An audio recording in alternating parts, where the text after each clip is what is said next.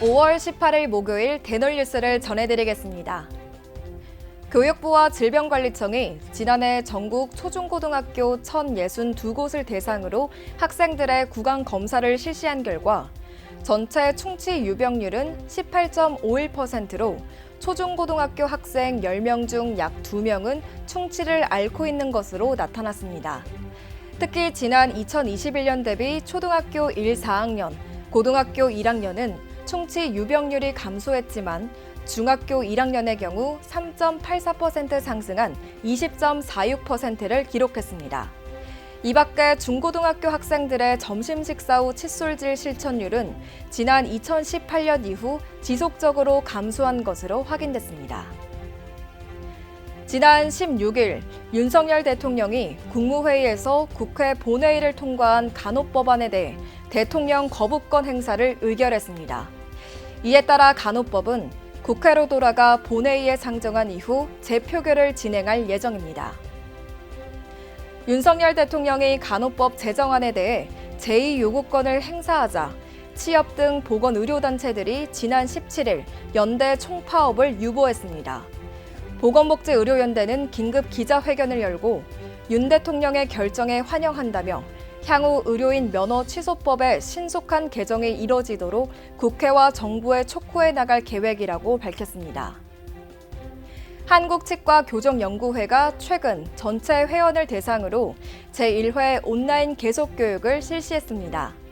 이번 교육에서는 경북대학교 치과보존과 증명욱 교수가 연자로 나서 효과적이고 오래가는 레진 접착을 위한 방법에 대해 강연을 펼쳤습니다. 대한신비치과학회 대구지부가 지난 13일 경북대 치과대학에서 충계 학술 집담회를 열었습니다. 이번 학술 집담회에서는 아크로치과 오상윤 원장이 연자로 나서 구강외과 의사가 바라본 임플란트 주위염 치료에 대해 공유했습니다. 열린치과 봉사회가 최근 서초구 우면산에서 회원의 날 산행 대회를 열고 봉사자 단합과 친목을 도모했습니다. 특히 이날 산행에는 최근 입회한 원장과 봉사자도 함께 우위를 돈독히 했습니다. 한국보건의료연구원이 오는 26일까지 제2차 신의료기술평가 길라잡이 서비스 신청자를 모집합니다. 신의료기술평가 길라잡이 서비스는 보건의료연구원이 제공하는 전주기 맞춤형 자문 서비스로 분기별 15건 내외로 선정해 최대 6개월간 자문 서비스를 제공할 예정입니다. 서울 닥터유 치과의원이 지난 15일 보정동 행정복지센터에 이웃돕기 성금 100만 원을 기탁했습니다. 서울 닥터유 치과의원은 지난해부터 지역 어르신들을 대상으로 비급여 진료 비용을 일부 감면해 오고 있으며 해당 성금은 취약계층 등에게 전달될 예정입니다. 오늘의 치과와 부천FC 1995가 최근 광고 제휴 협약을 체결했습니다. 이번 협약에 따라 오늘의 치과는 프로 및 유소년 선수장 등 구단 구성원 등에게 치과 진료비 감면 혜택을 제공할 방침입니다.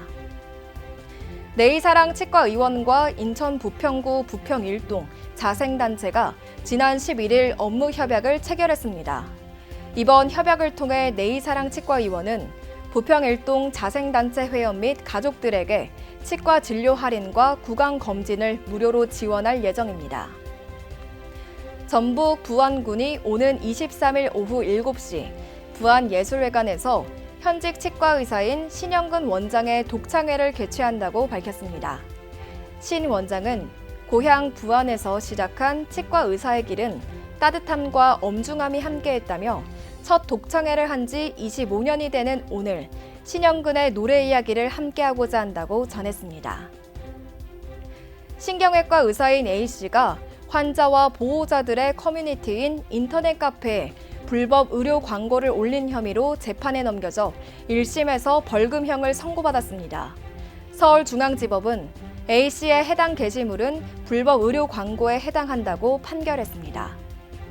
대놀 뉴스는 치과인 여러분의 제보를 기다립니다. 경조사, 인사동정, 봉사활동, 각종 행사 소식 등 치과계에 공유할 어떠한 소식도 좋습니다. 화면에 보이는 이메일이나 전화, 카카오톡 채널에 제보해 주시면 대놀뉴스에 반영 가능하고 우수 제보자에겐 소정의 상품도 드리겠습니다. 이상으로 대놀뉴스를 마칩니다. 고맙습니다.